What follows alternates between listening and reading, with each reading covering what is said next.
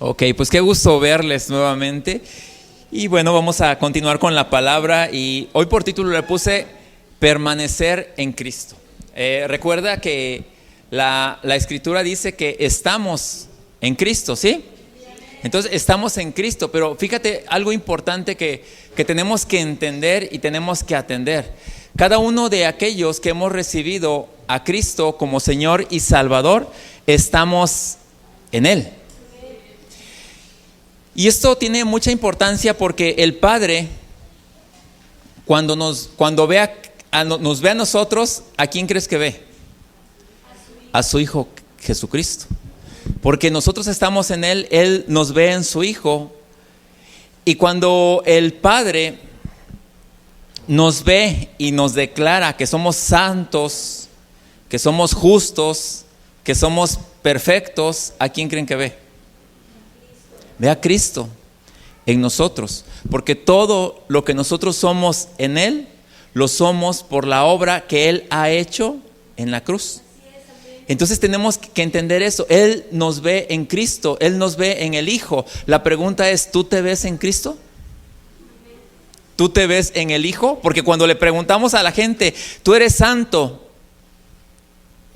La gente así como que titubea.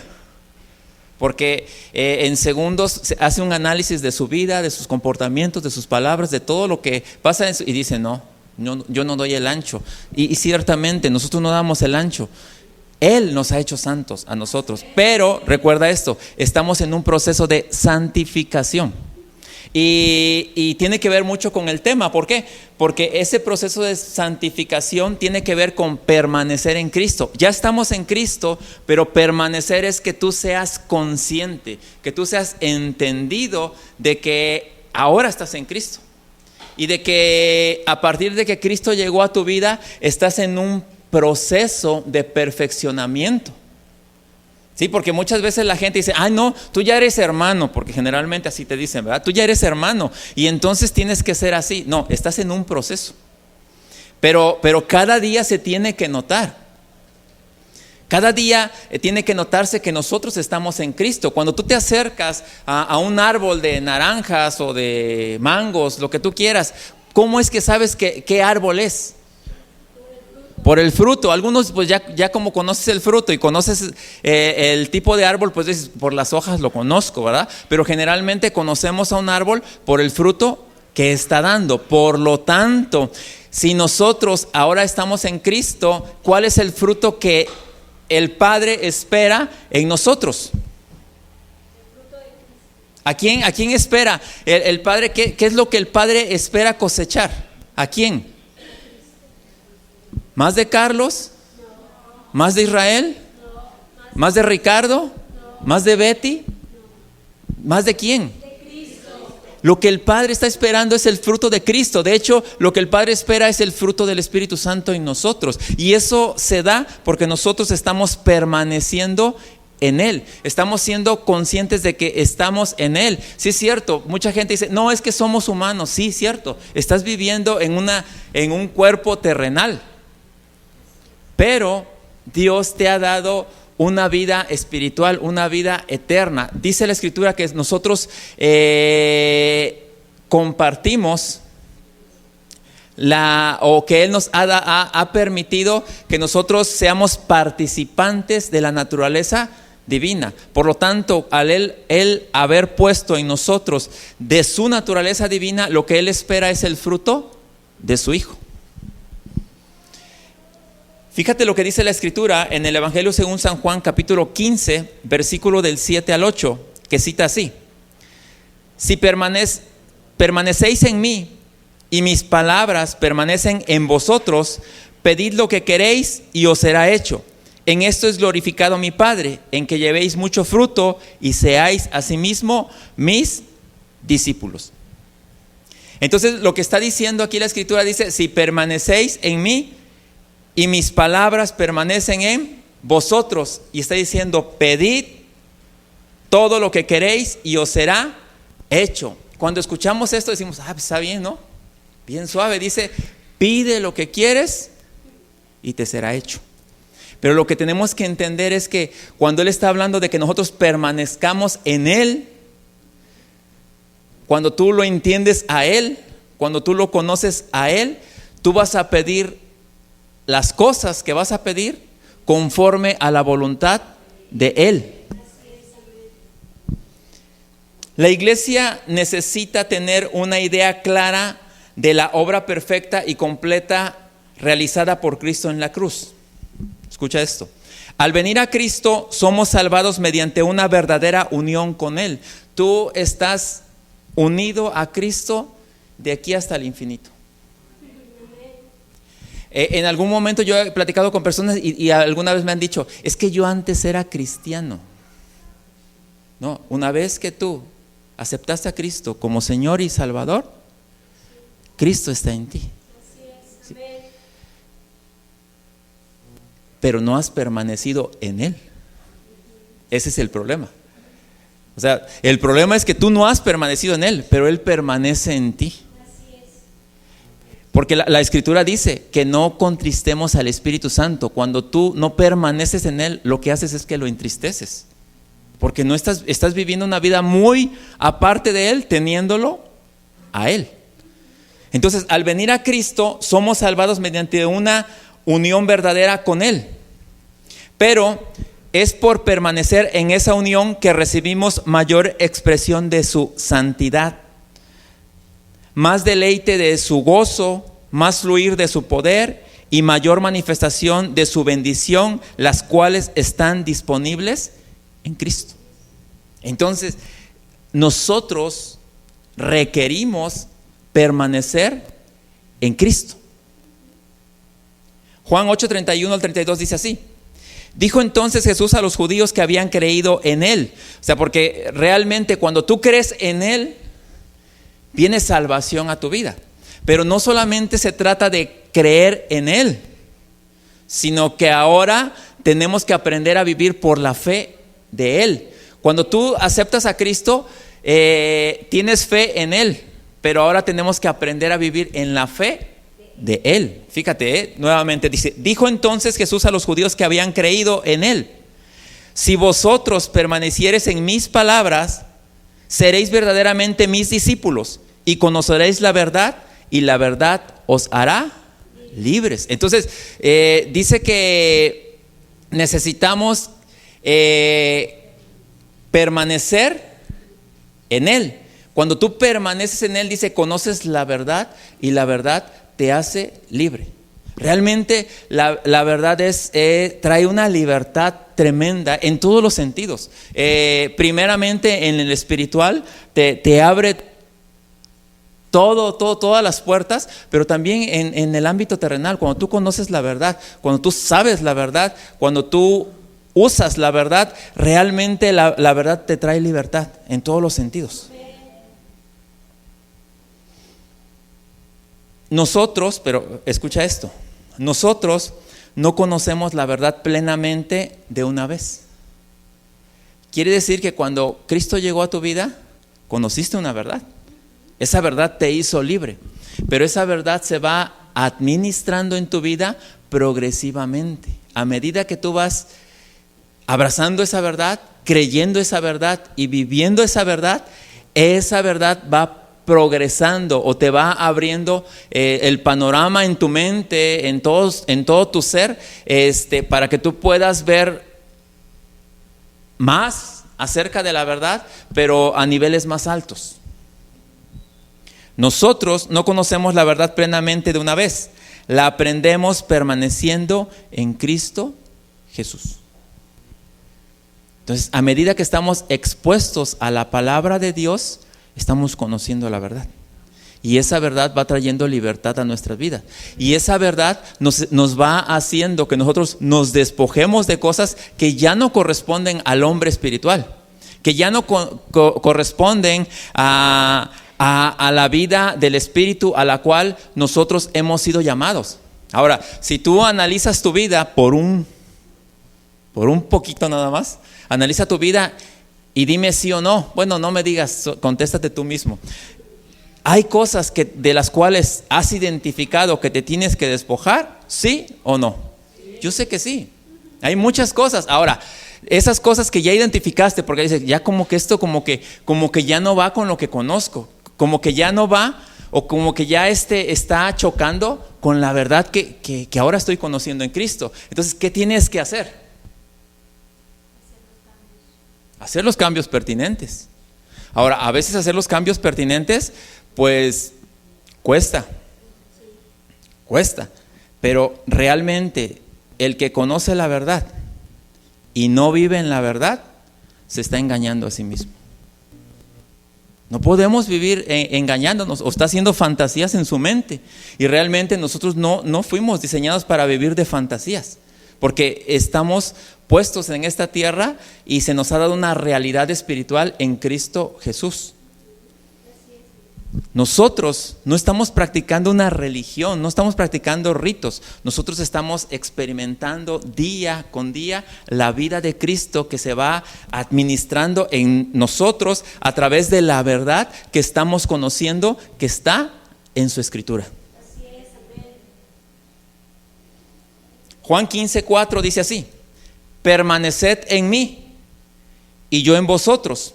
Como el pámpano no puede llevar fruto por sí mismo si no permanece en la vid, así tampoco vosotros si no permanecéis en mí. Lo que te está diciendo aquí la Escritura es que si nosotros no permanecemos en Cristo, no podemos dar el fruto de Cristo. No se va a poder expresar ese fruto. Por eso tú te has dado cuenta, porque yo sé que lo conoces y no estamos criticando, o que conoces personas que conocen la Escritura, pero por no permanecer en Cristo, porque permanecer en la Escritura no quiere decir que te sepas la Biblia de Génesis a Apocalipsis. Permanecer en la Escritura quiere decir con que atiendas lo que la Escritura dice, y también que te despojes de lo que te tienes que despojar y que te revistas de lo que te tienes que revestir. Eso es permanecer en la Escritura, y que seas o que tengas tu oído atento a la guianza del Espíritu, porque realmente Dios nos habla. Y a veces Dios nos hace sentir que digas algo, que le compartas a alguien, que ayudes a alguien, te mueve, te impulsa. Y a veces nosotros somos los que nos retraemos y decimos: no, ¿será Dios? Tenemos que aprender a ser dóciles a la voz del Espíritu Santo, a la guía del Espíritu Santo. La perseverancia en la gracia es un proceso educativo por medio del cual aprendemos enteramente la verdad. Cada vez de que tú te expones a la Escritura, estás en ese proceso educativo. Si tú analizas la vida de Jesús en los evangelios, vamos a hablar en los evangelios, ¿cuál era la práctica o qué era lo que cotidianamente hacía Jesús? Analiza los evangelios y qué era lo que hacía. Dice: y Jesús les enseñaba. Y Jesús enseñaba en las sinagogas, Jesús enseñaba, siempre lo que hacía él era enseñar. ¿Por qué? Porque durante ese tiempo tuvo un proceso en el cual estaba educando a sus discípulos para que ellos conocieran la verdad, y esa verdad iba a traer libertad a sus vidas. Pero después de que él fue crucificado, dice que él resucitó y estuvo por 40 días enseñándoles todas las cosas acerca del reino de Dios. Entonces, lo que Jesús invirtió más tiempo, ¿en qué? En enseñar. Jesús no les enseñó, si tú analizas, Jesús no les enseñó a hacer nada de ritos. ¿Les enseñó a hacer algún rito? A ver, en los evangelios, Jesús, cuando estuvo aquí en la tierra, ¿qué rito les enseñó? A ver. La iglesia en este tiempo ha traído los ritos del antiguo pacto aquí. Es más, Jesús ni siquiera les enseñó oraciones, solamente una oración: el Padre Nuestro. Fue la única oración que les enseñó. Y sabes que tenemos que entender esto: el Padre Nuestro fue enseñado, porque tenemos que entender esto: los evangelios, o Jesús todavía vivió bajo la ley. ¿Sí? ¿Sí estamos aquí? Entonces, la oración del Padre Nuestro todavía estaba, la enseñanza del Padre Nuestro todavía estaba basada en la ley. Porque fíjate lo que dice: Padre Nuestro que estás en los cielos. Acuérdate que en el antiguo pacto Dios no habitaba en nadie. El Espíritu Santo solamente posaba para ciertas acciones o para ciertas cosas que se tenían que hacer en los reyes, en los profetas y en los sacerdotes. Entonces, el Espíritu Santo no posaba, no estaba. ¿Por qué? Porque Dios no habitaba a nadie. Por eso en el antiguo pacto, donde se hacían los sacrificios, era en el tabernáculo. Y donde la presencia de Dios habitaba era en el lugar santísimo. Ahí nadie podía entrar salvo el sumo sacerdote. Ahora, Padre nuestro que estás en los cielos, santificado sea tu nombre. Venga a nosotros tu reino. Porque el reino todavía no llegaba. Pero cuando Juan anuncia a Jesucristo, o cuando lo presenta, cuando va a ser bautizado, ¿qué dijo? El reino de los cielos se ha acercado, porque Él trae al reino. Entonces, venga a nosotros tu reino, hágase tu voluntad en la tierra como en el cielo. Danos hoy nuestro pan de cada día. Perdona nuestras ofensas. Jesucristo fue el Cordero inmolado que perdonó el pecado del mundo. Si te das cuenta, esa es la oración que él enseñó, porque tenemos que entender eso. Todavía estaba dentro de un pacto distinto. Ahora estamos en un pacto que dice la carta a los Hebreos, con mejores promesas, que para nosotros ahora son realidades. Por eso necesitamos entrar, cada hijo de Dios necesita entrar en ese proceso educativo. Necesita entender, necesita conocer la obra consumada de Cristo en la cruz. Necesita tener un entendimiento. Nosotros siempre lo hemos dicho, nosotros como hijos de Dios no tenemos una fe ciega. Nuestra fe tiene que ser entendida. Tú tienes fe en aquello que crees, pero crees porque lo conoces, porque lo sabes. Entonces la verdad de Dios se va revelando en nuestra vida para que nosotros podamos vivir de acuerdo a la voluntad de Dios. Por eso es que nosotros, a medida que vamos conociendo a Dios, aprendemos a vivir y a pedir como conviene. Tenemos que aprender a pedir y a vivir como conviene. ¿Y cómo hacemos eso? Cuando conocemos la Escritura, cuando conocemos la voluntad de Dios, cuando sabemos cuál es la voluntad de Dios. Pedir como conviene tiene que ver con entender los pensamientos de Dios, su plan, su propósito. Recordemos que Jesucristo vino a esta tierra, tenía un plan de salvación para la humanidad. Pero el propósito eterno de Dios es darse a conocer. Lo que Dios quiere es darse a conocer a toda la humanidad. Entonces, cuando nosotros entendemos su propósito, si lo que tú le estás pidiendo a Dios es para que la humanidad, o para que el mundo, o para que una persona le pueda conocer, ¿tú crees que Dios va a negarte algo? No, si eso es su propósito, si eso es lo que Él quiere, entonces necesitamos entender, porque a veces nos enseñaron a pedirle a Dios todo, como si Él fuera el genio de la lámpara maravillosa, ¿verdad? Que tú le frotas y que tú le pides tus deseos y ya, ¿es así? No. Y a veces le pedimos a Dios cosas y sin ningún compromiso, ¿verdad? Como si Él tuviera la obligación de complacernos a nosotros. Es más, nos ponemos en un plan y en un papel de como si nosotros fuéramos Dios y Él fuera alguien que debería de cumplir cada uno de nuestros caprichos. Y no es así.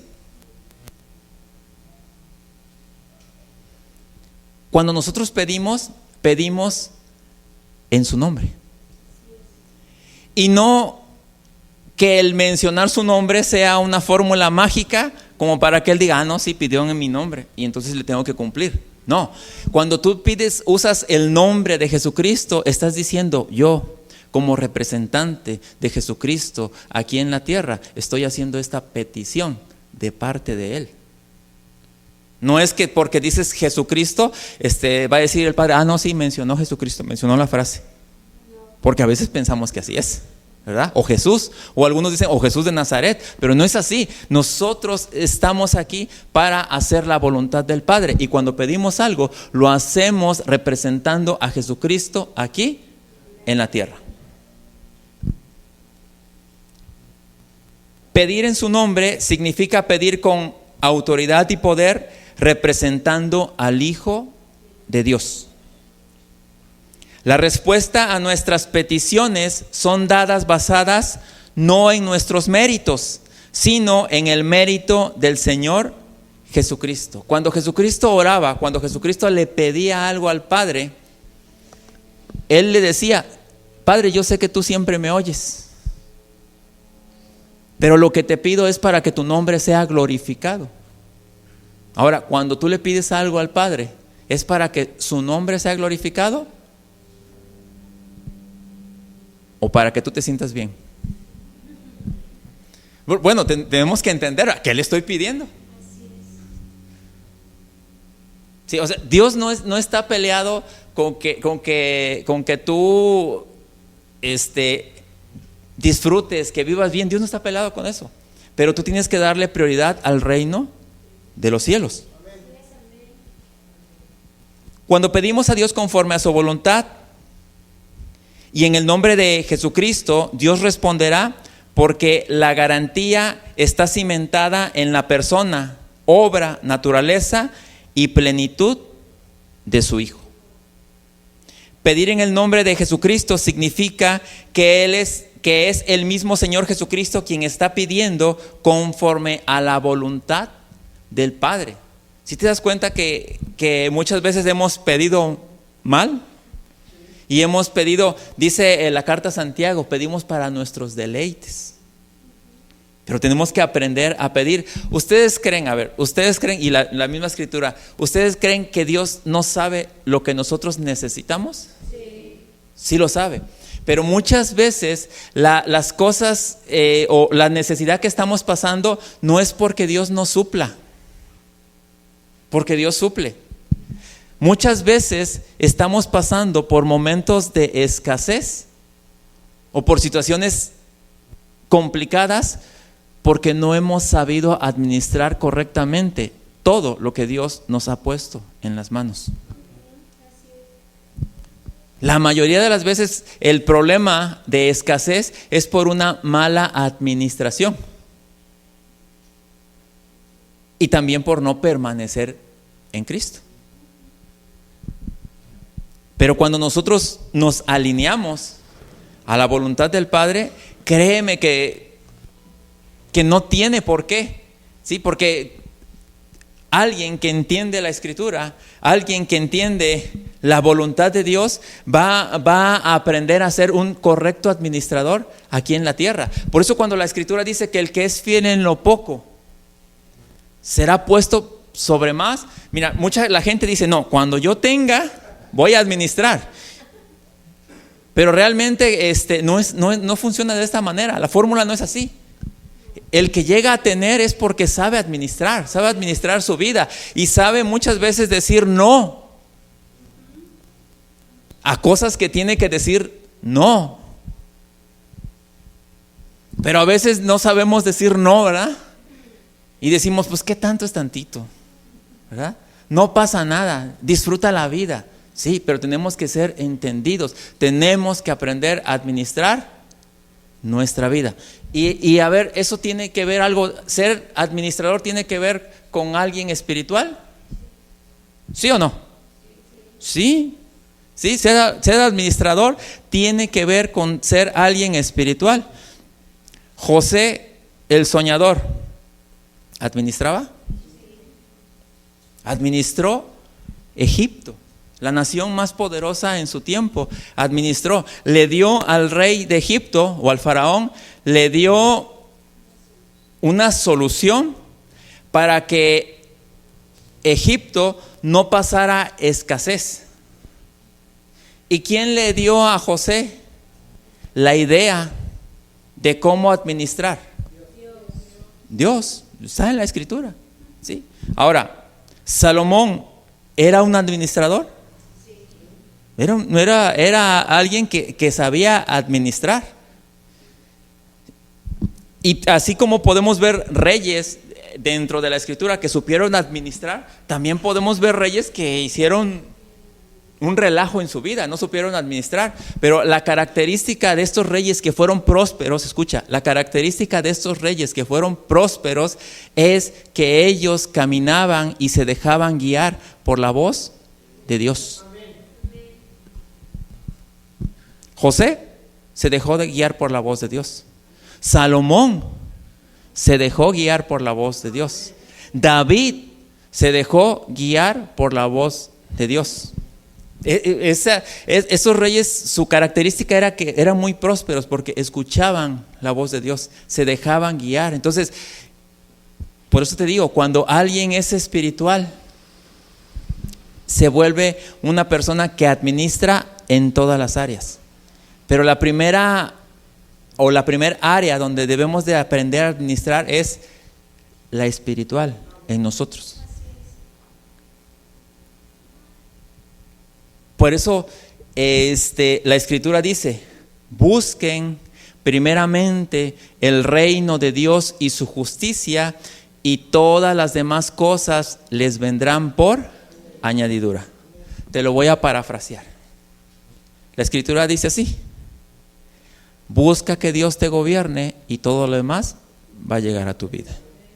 Pero la gente quiere primero las añadiduras, ¿verdad? Y después dice: Dios, si tú me haces esto, ahora sí. Si tú me cumples esto, ahora sí. Y así como que diciendo: si no me lo cumples, pues yo tampoco tengo compromiso contigo. Pero Dios dice: no funciona así. Es que nosotros así como que queremos acomodar, como que queremos engañar a Dios, ¿verdad? Lo queremos envolver así como que si tú cumples, ahora sí.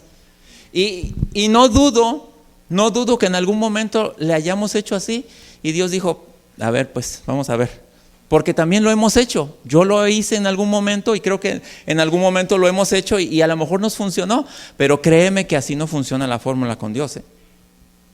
Busca primero que Dios te gobierne y todas las demás cosas te harán o llegarán a ti por añadidura, porque cuando Dios te gobierna hay orden. Fíjate, cuando Dios creó la tierra, dice que lo primero, que la tierra estaba desordenada y vacía. ¿Qué fue lo primero que Dios hizo cuando creó al hombre? Porque sabía que iba a poner al hombre en la tierra. ¿Qué fue lo primero que Dios hizo? Ordenó la tierra. Puso orden en todo para poner al hombre ahí, para que el hombre administrara. Entonces, ¿qué es lo primero que Dios hace cuando llega a la vida de una persona? Pone orden. Pero si la persona no quiere entrar dentro de ese orden, ¿qué hacemos? Tenemos un problema. Y ese es el problema, que nosotros no nos gusta entrar dentro de un orden. Cuando tú entras a un lugar y ves orden, tú dices: órale, aquí sí está Dios. Aquí sí pasó Dios. Pero tú puedes entrar a lugares, tú puedes ver lugares y dices: ahora, ¿qué pasó aquí? ¿Quién hizo todo este desorden, no? Sí, entonces necesitamos, y así es, así debe ser nuestra vida. Nuestra vida debe proyectar el orden de Dios. Nuestras vidas están diseñadas para entrar dentro de un orden, que cuando la gente vea tu vida, se le antoje, le den ganas de acercarse a ti, le den ganas de platicar contigo, que vea el orden que hay en tu vida. Eso es lo que hace Dios. Nos mete dentro de un orden. Pedir en el nombre de Jesucristo significa que es el mismo Señor Jesucristo quien está pidiendo conforme a la voluntad del Padre. A ver, fíjate cómo llegamos a esos niveles en los cuales nosotros oremos o pidamos a Dios algo y que sea como si Jesucristo mismo lo estuviera pidiendo. ¿Cómo llegamos a esos niveles? Estoy preguntando, ¿cómo llegamos a esos niveles? En la práctica, conociéndolo, permaneciendo en Él, dejándonos guiar por Él. Nosotros, escucha esto, nosotros no podemos ofrecer esta clase de oración por nosotros mismos. Esta oración en el Espíritu viene de Cristo que mora en nosotros. Entonces, esta oración viene de Cristo que gobierna nuestro ser, Cristo que gobierna nuestra vida. Entonces, Él está hablando a través de nosotros, Él está pidiendo al Padre por medio de nosotros. A eso fuimos llamados.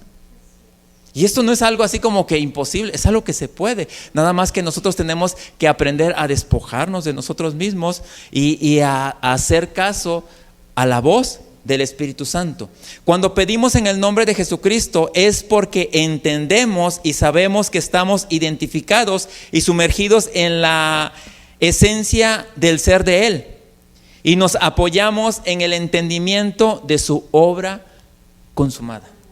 ¿Por qué decimos que nos apoyamos en el entendimiento de su obra consumada? ¿Qué logró Él en favor nuestro en su obra consumada? Salvación, perdón, justificación, acercarnos al Padre. Todo eso lo logró Él en su obra consumada. Entonces, teniendo todos esos elementos estructurales de la obra consumada, entendiéndolos, nosotros nos podemos acercar confiadamente a Dios. Es lo que el Padre quiere, que nosotros nos podamos acercar confiadamente a Él, entendiendo lo que es la obra consumada. Nosotros, escucha esto, nosotros pedimos creyendo que Jesucristo es el Hijo eterno enviado por el Padre. Es algo que tenemos que entender nosotros. Jesucristo es el Hijo eterno enviado por el Padre. ¿Por qué hago énfasis en que Jesucristo es el Hijo eterno enviado por el Padre? Porque tenemos que entender que Jesucristo no apareció en escena cuando estuvo aquí en la tierra. El Hijo ha existido desde siempre. Desde la eternidad, el Hijo existe con el Padre. Por lo tanto, cuando Él irrumpió en la tierra, lo hizo para cumplir el propósito eterno de Dios. Mateo 3:17 cita así: y hubo una voz de los cielos que decía: este es mi Hijo amado en quien tengo complacencia. Jesucristo vino a cumplir el plan que se deriva de su orden y diseño celestial, en quien el Padre tiene satisfacción. Esta porción está hablando cuando Jesús fue bautizado. Y el Padre lo estaba afirmando. El Padre estaba diciendo: este es mi Hijo amado en quien tengo complacencia. Este es mi Hijo amado que ha venido a cumplir el plan eterno que yo tengo para la humanidad. Este es mi Hijo amado que es el Cordero de Dios que quita el pecado del mundo. El Padre lo estaba presentando. Él, ¿sí? Estaba diciendo: este es mi Hijo amado. Jesús vino a hacer la voluntad del Padre. Fíjense, el Hijo eterno que ha existido desde siempre por la eternidad, irrumpió en la tierra y vino a esta tierra para hacer la voluntad de Dios o del Padre. Ahora, nosotros, ¿qué creemos que somos? ¿O quiénes nos creemos para no hacer la voluntad del Padre? Si el Hijo, siendo Dios, vino a hacer la voluntad del Padre, y nosotros que queremos hacer lo que se nos dé la gana. ¿Sí te das cuenta?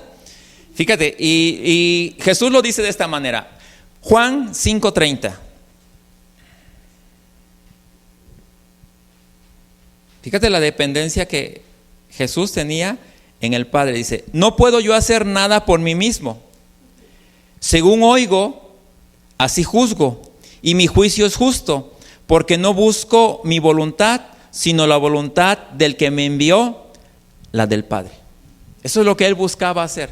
Él buscaba hacer en esta tierra la voluntad del Padre. Vamos a leer Juan 6:38.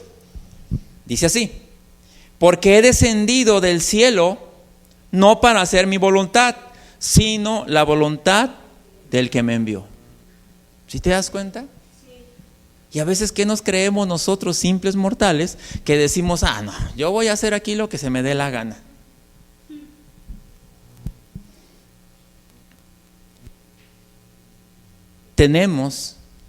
¿Sabes por qué la sociedad está como está en estos momentos? Porque la sociedad no sabe respetar la autoridad. Dios es una autoridad y la máxima autoridad que existe. Pero en estos días los hijos no saben respetar la autoridad de los padres. No saben respetar a una autoridad de tránsito, no saben respetar la autoridad de un maestro, no saben respetar la autoridad. Yo recuerdo que hace años un maestro, un médico y un sacerdote era autoridad, o sea, nadie decía nada o se sujetaban a la autoridad. Ahora, ¿qué hace la gente? Es fulano. Si te das cuenta, pero tenemos que aprender a respetar a las autoridades y tenemos que enseñar a nuestros hijos a respetar a las autoridades y tenemos que enseñarlos. Mira, el principio de autoridad va desde los padres pero si como padres les enseñamos a nuestros hijos a no respetar la autoridad de Dios, ¿ustedes creen que nuestros hijos van a respetar alguna otra autoridad? No la van a respetar. No la van a respetar. Entonces necesitamos entender eso. Juan 6:38 dice: porque he descendido del cielo no para hacer mi voluntad, sino la voluntad del que me envió. Entonces, ¿de quién vino a hacer a la voluntad, o la voluntad de quién vino a hacer Jesucristo? Del Padre. O sea, él sabía que Él estaba en esta tierra para cumplir la voluntad del Padre. Cuando pedimos, reconociendo que Jesús es el Cordero de Dios cuyo sacrificio satisfizo la justicia de Dios, fíjate lo que pasa. Vamos a leer Juan 1:29 al 34, que cita así: el siguiente día vio Juan a Jesús que venía a él y dijo: he aquí el Cordero de Dios que quita el pecado del mundo. Ese es aquel de quien yo dije: después de mí viene un varón en el cual es antes de mí, porque era primero que yo, y yo no le conocía, mas para que fuese manifestado a Israel, por esto vine yo bautizando con agua. También dio Juan testimonio diciendo: vi al Espíritu que descendía del cielo como paloma y permaneció sobre él, y yo no le conocía, pero el que me envió a bautizar con agua, aquel me dijo: sobre quien veas descender al Espíritu y que permanece sobre él, ese es el que bautiza con el Espíritu Santo. Y yo le vi y he dado testimonio de que este es el Hijo de Dios. Y vemos cómo aquí Juan está dando testimonio acerca de Jesucristo. Lo primero que dice, he aquí el Cordero de Dios que quita el pecado del mundo. ¿Por qué tuvo que enfatizar en que Jesucristo era el Cordero de Dios que quita el pecado del mundo? Porque le estaba hablando a la nación de Israel. Y la nación de Israel estaba muy familiarizada con los sacrificios que se hacían en ese momento en el tabernáculo, que eran donde se llevaba un cordero para cubrir los pecados del pueblo. Pero él estaba presentándolo como el Cordero de Dios que quita el pecado del mundo. Entonces arranca el pecado del mundo. Lo que Jesucristo hizo es arrancar el pecado del mundo. Yo sé que me vas a decir, bueno, si arrancó el pecado del mundo, ¿por qué hay tanto problema? Es que esto es solamente para aquellos que reciben a Cristo como Señor y Salvador. O sea, no hay el pecado. Lo que dice la Escritura es que el pecado ya no tiene poder sobre tu vida. Si a estas alturas tú permites o te permites pecar, es porque tú lo decides, pero no porque el pecado tenga una fuerza o tenga un poder sobre tu vida que tú digas es que fue algo incontenible y me vi obligado a hacerlo. No. O sea, tú tienes la decisión de decir al pecado, no. Tienes el poder, ¿sí? Porque estás libre de pecado. La Escritura también dice que fuiste trasladado de la potestad de las tinieblas al reino de Jesucristo. Entonces, dentro del reino, bajo las reglas de quién jugamos, de Dios. Entonces, ahora, ¿estás jugando bajo las reglas de Dios? Esa es la pregunta. Porque fuimos trasladados ya a ese reino. Entonces lo presentó de esa manera, como el Cordero de Dios que quita el pecado del mundo. Y continúa, dice, este es aquel de quien yo dije, después de mí viene un varón, el cual es antes de mí. Fíjate, ya lo está presentado, dice que después de él viene un varón que es antes de él. ¿Sí? ¿Por qué dice que es antes de él? Porque ha existido desde siempre. Porque Él ha existido desde siempre. Dice, y yo no le conocía, mas para que fuese manifestado a Israel, por esto vine yo bautizando con agua. Y tú dices, ¿cómo Él dice que no le conocía si era su primo? Pero Él hasta ese momento no conocía que Jesús era el Cordero de Dios que quita el pecado del mundo. Pero en ese momento Él llegó a entender quién era Él. El sacrificio de Jesucristo nos dio la posición de hijos justificados. Tú eres un hijo de Dios justificado gracias al sacrificio de Él, gracias a lo que Él hizo por nosotros. Romanos 5, 1 y 2 dice así: justificados pues por la fe, tenemos paz para con Dios por medio de nuestro Señor Jesucristo, por quien también tenemos entrada por la fe a esta gracia en la cual estamos firmes y nos gloriamos en la esperanza de la gloria de Dios. Dice el Romanos, justificados pues, ¿por qué? Por la fe. ¿Sabes por qué fuiste justificado? Por la obra de Cristo, sí, pero porque creíste en Él. Tú fuiste justificado del pecado. Entonces, ¿qué quiere decir justificado?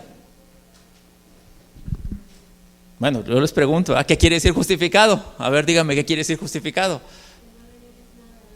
Que en lo que corresponde al pecado, tú estás a cuentas con Dios. Tú no le debes a Dios en lo que corresponde al pecado, porque Jesucristo pagó lo que se necesitaba por el pecado. Entonces Él te pone en una posición de justo delante de Dios. Yo sé que tú leíste en la Escritura en algún momento que dice que no hay comunión entre la luz y las tinieblas, y no la hay. Entonces, ¿por qué dice que tú tienes comunión con Dios? Porque Él te justificó y por lo tanto tú te puedes acercar confiadamente al trono de su gracia. Tú te puedes acercar a Dios. Tú puedes, fíjate, por esta justificación tú le puedes decir a Dios Padre. Tú puedes orar y Él te escucha. Por esto que Él hizo en favor tuyo. Por eso es importante que entendamos la obra consumada en la cruz. Pedimos sabiendo que Jesucristo, al ser resucitado por Dios Padre, ahora administra como sumo sacerdote los beneficios de su obra perfecta como único mediador entre Dios y los hombres. No existe otro mediador entre Dios y los hombres. No hay. De hecho, no lo hay. Aunque te lo digan de mil maneras, no existe otro mediador entre Dios y los hombres. La primera carta a Timoteo, en el capítulo 2:5, dice así: porque hay un solo Dios y un solo mediador entre Dios y los hombres, Jesucristo, hombre. No existe. O sea, que si alguien quiere ligarse a Dios o quiere acercarse a Dios a través de alguien más, eso es una estafa. Le están mintiendo, le están engañando, porque no existe otro mediador. La Escritura es clara y lo está diciendo. Y también habla acerca de Jesucristo. La carta a los Hebreos 8:6 dice: pero ahora tanto mejor ministerio es el suyo, cuanto es mediador de un mejor pacto establecido sobre mejores promesas. Entonces dice que ahora el sumo sacerdote de este pacto es Jesucristo. Él es el sumo sacerdote de este pacto. Él es el que administra este pacto, Jesucristo. Es el único mediador, no existe nadie más. Pedimos convencidos de que únicamente Jesucristo es el camino vivo y nuevo para acercarnos confiadamente al trono de la gracia. Hebreos 10, versículo 19 al 22 cita así: así que, amados hermanos, podemos entrar con valentía en el lugar santísimo del cielo por causa de la sangre de Jesús. Fíjate lo que está diciendo. Lo estoy leyendo en la Nueva Traducción Viviente porque el lenguaje es más claro. Y te lo voy a volver a repetir. Lo que dice, así que, amados hermanos, podemos entrar con valentía en el lugar santísimo del cielo por causa de la sangre de Jesús. ¿Recuerdas que hace 8 días te ilustré un poquito qué pasaba cuando el sumo sacerdote entraba en el lugar santísimo y no iba limpio de ropas ni había hecho un sacrificio correcto por su pecado? ¿Sí te acuerdas qué pasaba? ¿Qué pasaba? Se moría. Caía muerto. Y que la única manera de sacarlo, porque nadie podía entrar por él, ¿verdad? Porque el que entraba también se moría. Entonces, que lo amarraban, entraba con un cordón en el pie y con unas campanillas. Si escuchaban las campanillas, decían, ahí anda todavía, la libró. Pero si las campanillas no se escuchaban, ¿verdad? Lo único que hacían era que con ese cordón lo jalaban y lo sacaban al lugar santo, lo sacaban del lugar santísimo. Bueno, fíjate lo que dice aquí. Así que, amados hermanos, podemos entrar con valentía en el lugar santísimo del cielo por causa de la sangre de Jesús. Por eso la justicia tiene que ver con esto. O sea, tú puedes entrar, de hecho tú estás en la presencia de Dios y no te has muerto. ¿Sabes por qué? Por el sacrificio de Él. O sea, por eso es importante que podamos entender los pactos en los cuales nosotros estamos viviendo. Aquel que no entiende los pactos hace una mezcla de pactos y hace un reborujo. O sea, y no debe ser de esa manera. O sea, necesitamos entender en qué pacto estamos. En este pacto es un pacto que está establecido sobre mejores realidades, porque ya son realidades para nosotros. Sí, nuevamente regreso. Así que, amados hermanos, podemos entrar con valentía en el lugar santísimo del cielo por causa de la sangre de Jesús. Por su muerte, Jesús abrió un nuevo camino, un camino que da vida a través de la cortina al lugar santísimo, ya que tenemos un gran sumo sacerdote que gobierna la casa de Dios. Entremos directamente a la presencia de Dios con corazón sincero y con plena confianza en Él, pues nuestra conciencia culpable ha sido rociada con la sangre de Cristo a fin de purificarnos, y nuestro cuerpo ha sido lavado con agua pura. Eso es lo que Dios ha hecho en favor de nosotros. O sea, si dimensionas todo lo que Él ha hecho en favor de nosotros, necesitamos entenderlo, porque esto nos da seguridad, esto nos da confianza, esto nos alienta a seguir adelante. Pedimos seguros de que en el nombre de Jesucristo todo lo creado en el cielo y en la tierra se somete al señorío bajo el cual estamos seguros que nada ni nadie puede dañar. Cuando tú estás dentro del propósito eterno, quien se opone a Dios, ¿qué le pasa? ¿Alguien se puede oponer a Dios? ¿Alguien se puede oponer a la voluntad de Dios? A final de cuentas, quien se opone a la voluntad de Dios tiene sus consecuencias. ¿Sí? ¿Por qué? Porque Dios va a cumplir su propósito eterno. ¿Sí? Dios está empeñado en cumplir su propósito eterno. Mateo 28, 18 al 20 dice así: y Jesús se acercó y les habló diciendo: toda potestad me es dada en el cielo y en la tierra. Por tanto, id y haced discípulos a todas las naciones, bautizándolos en el nombre del Padre y del Hijo y del Espíritu Santo, enseñándoles que guarden todas las cosas que os he mandado. Y he aquí, yo estoy con vosotros todos los días hasta el fin del mundo. Amén. Lo que Dios te garantiza es que Él está contigo todos los días hasta el fin del mundo, o hasta el fin de tu vida, lo que suceda primero, ¿verdad? Pero Él está contigo y Él está con nosotros. ¿Escuchaste la alabanza del Salmo 23? No importa lo que pase, y aunque pases lo que pases, tú necesitas confiar porque Él está contigo. ¿Sí? No importa lo que estemos pasando, porque algo que te voy a decir: vamos a pasar por situaciones difíciles, incómodas, por enfermedad, pero algo que tenemos seguros es que Dios está con nosotros. Porque tampoco te voy a decir: eres infalible, eres intocable. No, pero ten la seguridad de que Dios está contigo, y eso es lo que nos da una fortaleza en todo nuestro ser, de que sabemos que pase lo que pase, Dios está con nosotros. Permanecer en Cristo nos permite participar de su nombre, ya que al usar su nombre significa que somos uno con Él. Cuando nosotros nos atrevemos a usar el nombre de Cristo, significa que has entendido que eres uno con Él. Significa que has comprendido la obra de Él en tu vida. Que ya no lo usas el nombre de Él nada más para tus deleites. Que ya no usas el nombre de Él nada más para tus beneficios, sino que lo usas en favor de la obra de Él. Cuando declaramos que actuamos en el nombre del Señor Jesucristo, le recordamos a todo el universo que hay una familia de escogidos y redimidos que son uno con Cristo. ¿Y sabes qué? Esa familia somos nosotros, pero tenemos que entender, tenemos que dimensionar lo que Él ha hecho en favor de nosotros para que su reino sea extendido en esta tierra. Él vino y estableció su reino en esta tierra.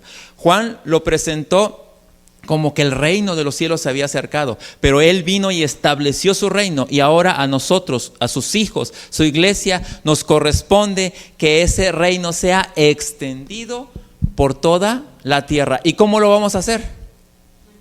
Manifestando a través de nuestras vidas el fruto de Él en nosotros.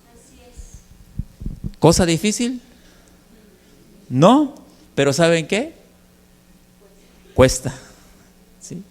Pero no es imposible.